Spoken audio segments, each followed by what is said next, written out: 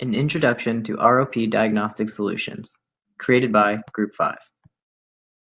In the current society that we live in, there are numerous advancements being made to assist healthcare workers in diagnosing and treating diseases. Today we will be joined by Dr. Retina, who will help explain an ocular disease that occurs in infants. Let's head over to his office now.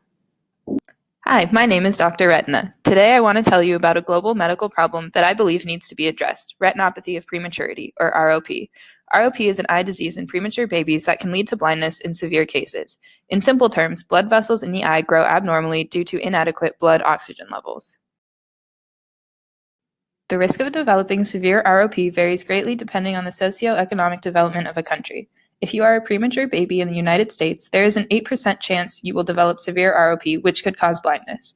If you are a premature baby born in Paraguay, Cuba, or Argentina, there is a 33% chance of developing ROP. Based on this data, it's evident that premature infants have a higher chance of developing ROP in low-resource settings. It's important that any solutions relating to diagnosis or treatment are able to be implemented in these regions. Before diving deeper into why this is, let's talk more about the disease. Let's talk numbers. Globally, there are about 15 million preterm babies born every year. About 7.5 to 10.5 million of those babies are at risk for developing ROP, and about 750,000 to 1 million of those at-risk babies will develop severe ROP and potentially lifelong blindness. As I mentioned earlier, inadequate oxygen levels, either too much oxygen or too little, causes ROP in a premature baby. There are 5 stages, with the earlier stages being relatively mild. These cases will normally resolve themselves on their own. Stages 4 and 5 are much more severe, and these cases often lead to blindness. In stage 5, the retina actually detaches from the back of the eye. Now it's time to meet our premature correspondent, Ralph. Hello, my name is Ralph. I'm from Argentina. I live in a rural area. I was supposed to be born in a few months, but here I am today. I want to tell you about a problem I'm facing because it's important that it's fixed in the future. I have a lung disorder, chronic obstructive pulmonary disease, which causes me to have a low blood oxygen level. This has caused me to develop severe ROP, which unfortunately means I can become blind in the future. I wasn't properly diagnosed for ROP early enough, and now it has become too severe to turn back. My goal is to educate you about this problem so there aren't any more kids who develop severe ROP due to not properly being diagnosed. I'll let Dr. Retina tell you about these problems. As Ralph mentioned, current ROP diagnostics are inadequate. I'll outline the existing solutions and the issues associated with them. First, the regular ophthalmologist visit involves a physician visiting Ralph, and after pupil dilation with drops, ROP is able to be diagnosed. However, the availability of ophthalmologists in rural areas is limited and can be expensive. Another method of diagnosis is called telemedicine. This involves Ralph's local physician taking images of his retina, which are then sent to an external reading center, analyzed, and returned back to Ralph's doctors with a diagnosis.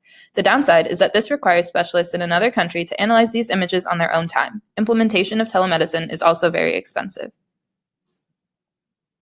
Finally, machine learning has been utilized to diagnose ROP, but this is a newly developed technology that hasn't been widely used yet.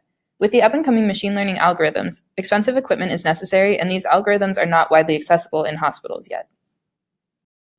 Overall, no solution exists that adequately diagnoses ROP in low-resource settings.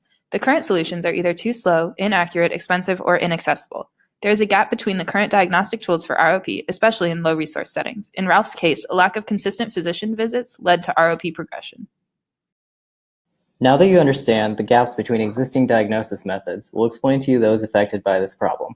The doctors and nurses who take care of me at my local hospital would love a better ROP diagnostic.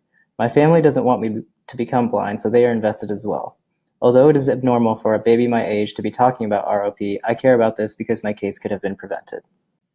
Besides myself, my fellow nurses, and the hospitals being invested in a potential solution, government officials and insurance companies do not want premature babies to develop ROP due to monetary reasons. Also, current manufacturers of equipment and software are invested in a solution due to competitive reasons. Now let's head back to my office to say our goodbyes. Well, there you have it. ROP is a serious problem and particularly underdiagnosed in low-resource settings because the current solutions do not adequately meet the need. There is a need to develop an ROP diagnosis tool that is accessible, not expensive, and fast in providing results. As always, there will be challenges in implementation with cost, acceptance, and accessibility. An ROP diagnostic solution for low-resource settings that accounts for these challenges while also being accurate, fast, and accessible will fill the current gap and make an optimal impact by preventing blindness in premature babies like Ralph. Thanks for listening, and goodbye.